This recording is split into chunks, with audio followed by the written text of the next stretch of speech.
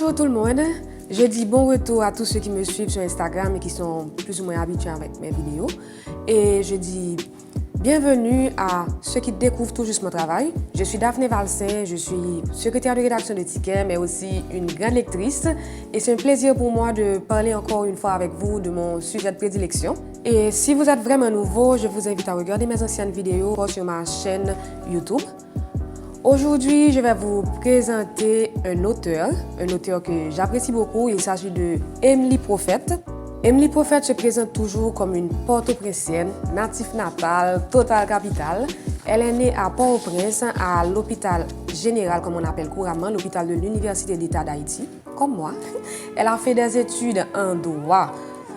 Et aussi, elle a fait l'école normale supérieure parce que dès son jeune âge, elle était déjà très attirée par la lecture et par les lettres. Donc, c'était là qu'elle était jeune en bagage qui était plus rapprochée de lecture. Donc, elle s'est dirigée vers l'école normale supérieure. Aussi, elle a suivi plusieurs formations à l'extérieur, parmi lesquelles une formation en journalisme aux États-Unis et une autre en économie de la culture en France. Comme bien d'autres avant elle, c'est surtout l'amour de la lecture qui a dirigé Madame Prophète vers l'écriture. Elle commence par publier en 2000 un premier recueil de poèmes, Des marges à remplir. Ensuite, les publications se sont succédées et aussi les salons du livre, les forts du livre. Donc, elle a pris part à beaucoup de grands événements autour du livre. Elle est très impliquée dans les affaires de littérature, de livres, de partage du savoir, comme on pourrait dire. Elle est poète, romancière, journaliste et surtout femme de médias. On l'entend à la radio. Elle a aussi été directrice générale de la Bibliothèque nationale. Elle a été aussi directrice de la Direction nationale du livre. Elle est maintenant aux commandes du Bureau haïtien du droit d'auteur, BHDA. Et ceux qui s'intéressent à sa vie privée, elle est mariée à un autre écrivain, Jean-Euphel Milsé, et elle a 2 filles. Alors moi-même, comment ai-je découvert Emily? Bon, ça remonte vraiment à longtemps. On était en 2005 quand j'ai commencé à Bourdon. Et là, justement, il y avait les semaines du livre que la sœur organisait couramment et Madame Prophète intervenait régulièrement dans ces événements-là. Et surtout, bon, nous pas de quoi les livres, mais ça qui qu'on frappait, c'était sa coupe de cheveux. Il était une coupe, ce côté coupé et puis en l'air à couleur. Ça veut dire que ça, c'est une dame qui est branchée et que quand tu es jeune, tu es encore à l'école ou secondaire, on dit qu'elle t'a bien semblé avec lui. D'ailleurs, il y a mon ami Winnie qui me disait que il songeait comment nous étions extasiés, nous Madame Prophète a passé devant l'école là, il avait une petite voiture bleue, elle m'a dit voici Madame Prophète. Donc voilà, c'était mon premier contact avec Emily Prophète. Puis je l'ai retrouvée au Novelis quand j'ai commencé à travailler pour Ticket en 2010. Mais vraiment, l'écrivain m'a découvert en 2018 quand elle était invitée d'honneur aux côtés de Dieudonné Fardin. Et là, l'homme vient à l'enfant, elle me dit, il faut m'acheter un livre invité d'honneur là. Mais je suis un petit peu, j'ai fait connaissance avec elle vraiment sur la pointe des pieds. Comme si elle prend un petit livre tout petit, j'ai acheté Le désir est un visiteur silencieux. C'est vraiment un petit livre tout petit, mais il faut me dire que, comme j'aime dire, c'était succulent comme lecture. Donc, et ensuite, j'ai lu Un arrière à soi qui a confirmé ma première impression et j'ai entamé Le bout du monde est une fenêtre que je n'ai pas encore terminé. Bon, j'avais même fait un petit compte rendu de ma lecture sur mon blog, mais je vous lirai bien ça, même pas permettre moi de faire comme ça, je vais pas oser alors que moi j'ai un sentiment en bon côté. J'ai adoré me retrouver dans cette rue ordinaire de Martissan et me plonger dans la vie de Marissa, de la mère de cette dernière et de ses voisines. J'ai cru reconnaître ma propre mère à plusieurs reprises. Bien sûr, ceci a rendu le récit encore plus réel à mes yeux et j'ai souri à chaque fois. J'ai aussi été charmée par les descriptions vivantes, mais si simples et le style léger. Juste le genre d'ouvrage qui se laisse lire. Un reproche à tout prix? J'aurais bien aimé que ça dure plus. C'est un plaisir de t'avoir comme première invitée parce que là, je faisais régulièrement des petites vidéos, mais je n'avais pas encore pensé à avoir quelqu'un à côté de moi. Mais quand il a fallu changer le format, il me dit, bon, ce serait vraiment un plaisir de t'avoir avec moi. Donc, j'ai tâché de dresser ton portrait à travers ce que j'ai lu dans les articles du Noveliste et sur Internet. Donc, mais y a-t-il quelque chose que toi-même tu voudrais ajouter? Non, tu as tout dit et c'est bien dit. C'est très rare qu'on me cerne à ce point. Je suis bien contente d'avoir pu le faire. Et puis, mais dis-moi, qu'est-ce qu'il y a dans ton actualité cette semaine? Bonne petite nouvelle. Ah ben, il y a plein de choses dans mon actualité. Déjà, là, je suis en train de corriger plein de manuscrits parce que je suis membre du jury du prix des champs. Je suis en train de lire et de lire. Ça fait énorme, une 50aine de manuscrits. Mais j'ai un livre qui sort le 11 novembre. Ça, c'est mon actualité. C'est déjà annoncé par les éditions Mémoire d'Encrier. Le livre va s'appeler Les villages de Dieu. Et puis cette année, je fête les 20 ans de la parution des marges à remplir, c'était en 2000. Donc et voilà, j'ai plein d'actualités pour cette fin d'année chaotique et dans notre vie sociale, mais dans le privé, côté professionnel, ça va. Donc, mais là, c'est que ça, c'est un livre sur lequel tu travailles depuis longtemps ou bien c'est pendant le confinement que tu en as profité pour écrire?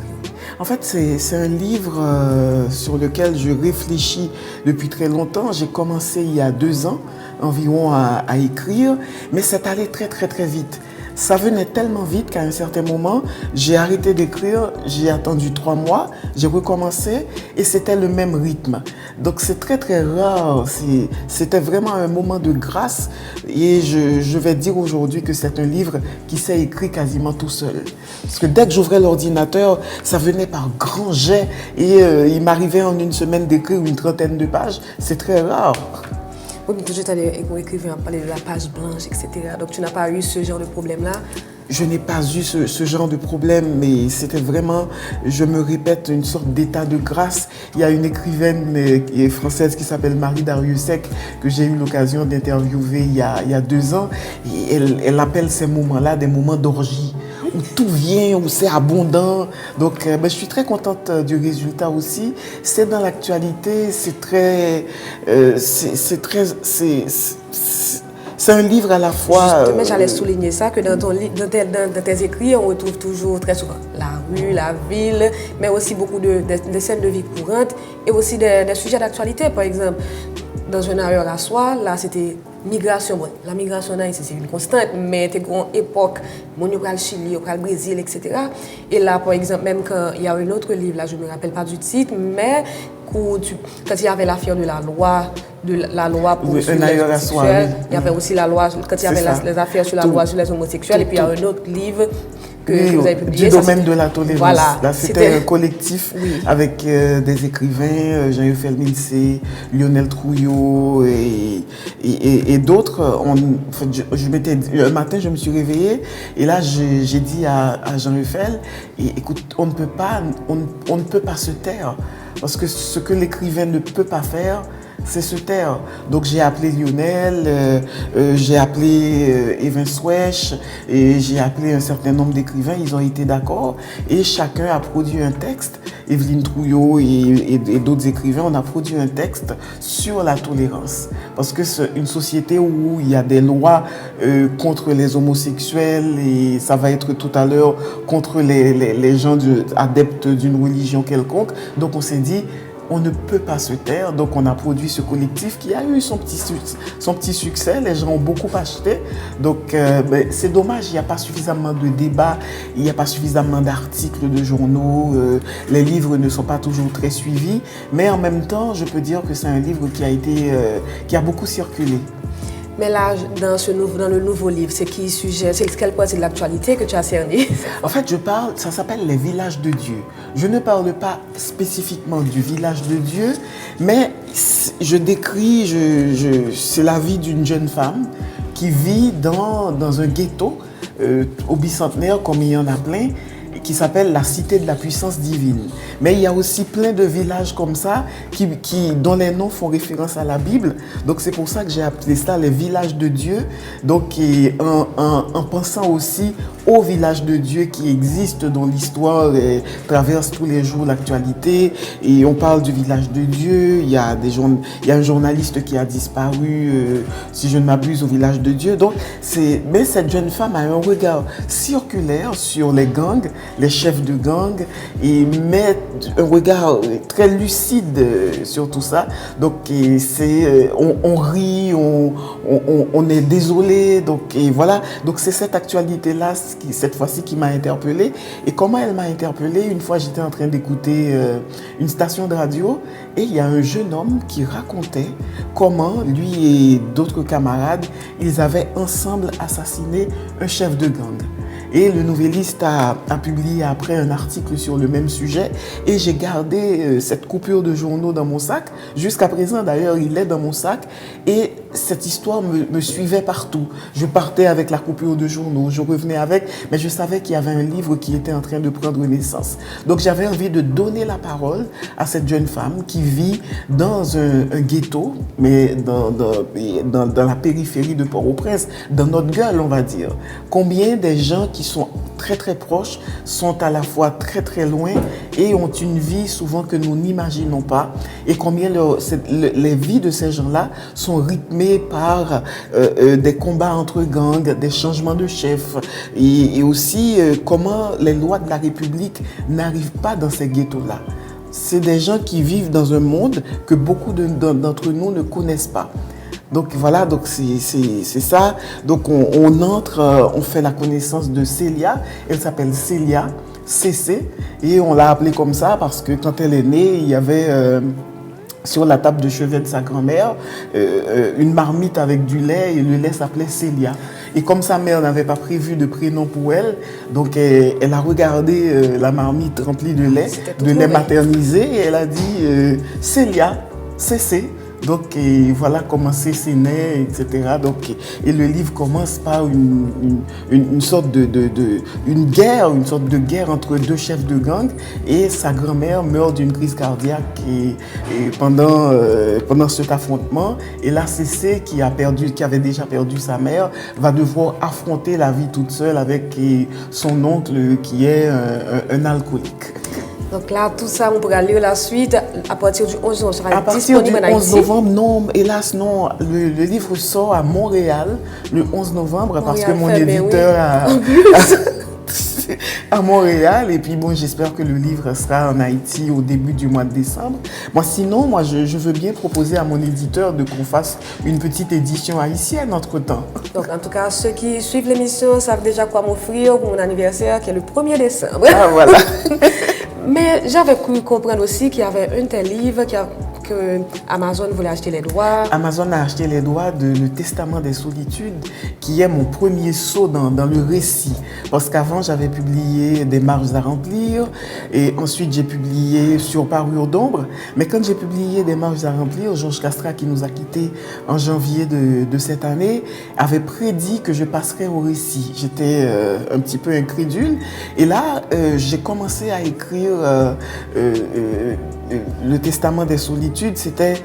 C'était mon premier saut dans le récit, et aussi j'avais des choses à dire, j'avais un certain nombre de comptes à régler avec la vie, donc je devais parler. Donc j'ai commencé par ce récit-là, et ce livre a été vraiment très bien reçu. Il a été finaliste du prix Senghor, il a reçu une mention spéciale du prix Casa de las Américas à La Havane, et c'est un livre qui a été réédité, ce qui est très rare parce qu'en général on ne réédite pas les livres.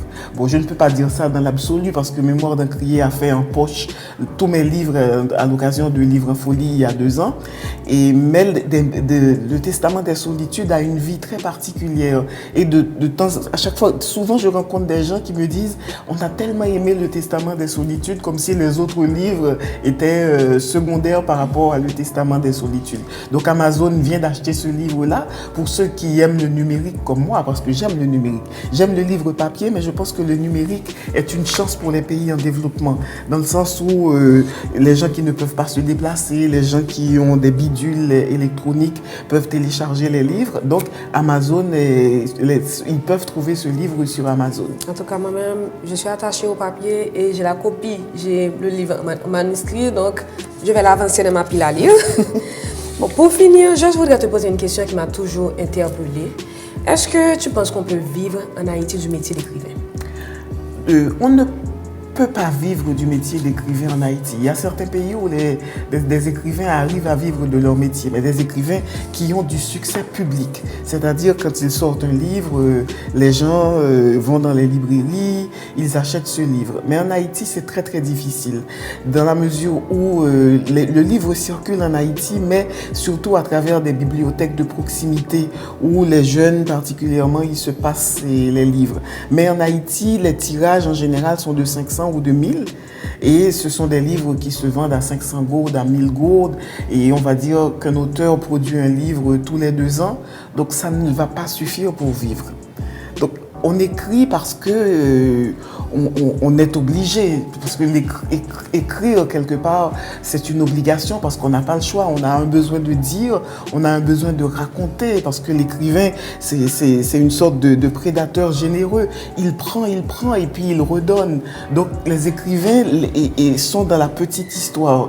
Et je lisais un extrait de Edwige Danticat, Adieu mon frère, qui est une immense romancière, Edwige Danticat.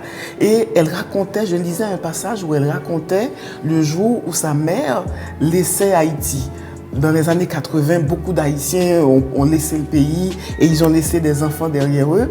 Et là, je pense qu'aucun historien ne pourra jamais rendre ces moments que nous avons tous connus dans nos vies où un parent, le père, la mère, ils partaient. Il partait et puis ça pouvait durer 10 ans, 15 ans sans qu'on ne revoie physiquement cette personne. Et à l'époque aussi, la communication n'était pas aussi développée. On n'avait pas de WhatsApp, on n'avait pas de FaceTime, on n'avait pas des appels vidéo. Donc ça pouvait, et les gens voyaient des cassettes avec leur voix. Donc c'était une souffrance, une très très grande souffrance. Et quand j'ai lu cet extrait d'Edwige Danticat, donc c'est non seulement ma vie qu'elle me racontait, mais voilà, mais c'est la vie de tous mes contemporains. Donc la littérature est absolument essentielle et les gens qui lisent comme toi, Daphné, ce sont des gens extrêmement intelligents parce qu'ils ont un lien avec l'histoire, avec la mémoire que le commun des non-lecteurs n'a pas et n'aura pas. Donc voilà. On pourrait y passer la journée. Et là, on a une contrainte de temps et c'est bien dommage, mais je suis sûre que ce n'est pas la dernière fois que je serai en train d'avoir des discussions avec toi autour du livre. Dès qu'on aura le village de Dieu, on pourra encore revenir à la charge. Mais en attendant, moi je vous propose de lire Le désir est un visiteur silencieux parce que moi j'ai beaucoup apprécié. C'est petit, même si tu n'as pas de temps. Donc c'est 63 pages, je pense. 63 pages. Donc ça ne va pas prendre trop de temps et ça vaut le détour. Donc moi j'avais acheté mon exemplaire à Livre Folie, mais je pense que vous pourriez le trouver dans n'importe quelle librairie locale. Donc voilà, merci encore Madame Prophète d'avoir accepté mon invitation. Je remercie tous ceux qui ont rendu possible cette émission-là, en particulier Belle Optique qui a accompagné mon projet dès le début. Je remercie mes amis Winnie, Gabriel et Gaël Alexis. C'est Gaël d'ailleurs qui s'est chargé de mon maquillage ce matin. Je remercie l'équipe technique, Abela, Gentil, Lunettes, et aussi Gardi et Amazon. Je remercie aussi Jerry Boussico qui a fait mon logo, parce que je suis bien content maintenant, c'est un logo, je suis professionnelle. Et je vous remercie aussi, vous autres qui avez pris le temps de regarder cette vidéo, et je vous donne rendez-vous pour une nouvelle vidéo encore autour du livre pour très bientôt. Merci.